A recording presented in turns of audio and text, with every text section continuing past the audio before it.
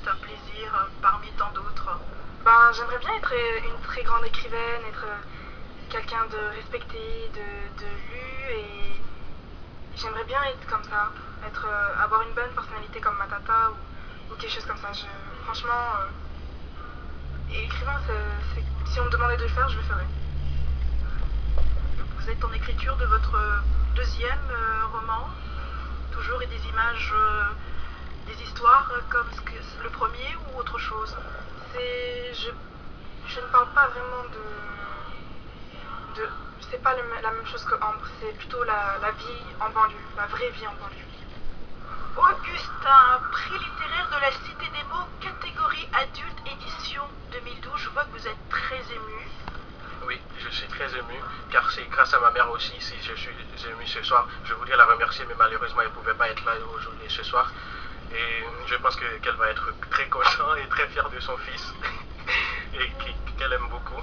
Et je voudrais remercier Madame Feuillet, ma documentaliste aussi, qui m'a beaucoup soutenu pendant ces derniers mois. J'ai commencé à écrire mon livre en janvier, parce que j'avais déjà écrit une nouvelle dans la Cité des mots. C'était dans l'atelier numéro 5. Et après, j'ai vu que la nouvelle, elle avait eu beaucoup de succès, et du coup j'ai eu l'ambition de continuer à écrire. Et c'est pour ça que je m'étais présenté au concours prix littéraire de la Cité des mots, et je suis très content d'être le grand gagnant du prix littéraire de la Cité des mots ce soir. Donc ce n'est pas un roman, ce sont des nouvelles. Oui, et pour l'atelier numéro 5, c'était des nouvelles, et cette fois c'est un roman. Le titre du roman? C'est L'argent ne fait pas le bonheur.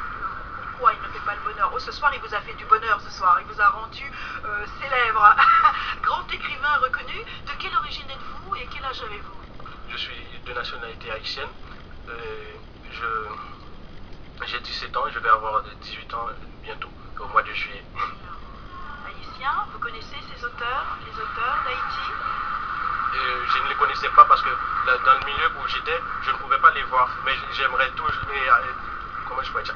Je voudrais toujours, dès mon enfance, je voudrais rencontrer un écrivain.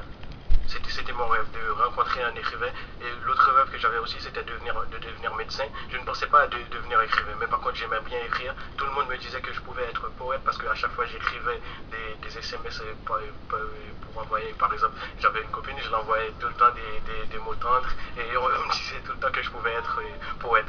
Mais moi je prenais ça à la légère, et en arrivant en France, j'ai trouvé ces trois personnes-là, Catherine Zungana, Madame Asimpa et Madame Richard, qui m'ont aidé à réaliser mon rêve.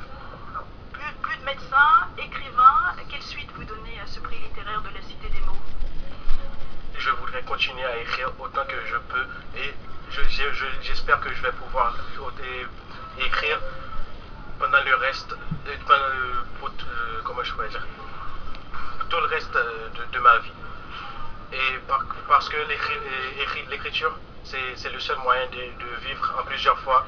Et comme je dis souvent, on prend toujours un train pour aller quelque part. Et moi, je suis monté dans ce train, je n'ai plus l'envie de descendre. Avez-vous attaqué votre deuxième roman ou deuxième nouvelle? Oui, j'ai commencé à l'écrire, mais je n'ai pas encore le titre. Laurent Petit-Guillaume, animateur de télé et parrain de l'édition La Cité des mots 2012. Alors, être parrain pour vous, c'était important d'avoir accepté? Oui, c'est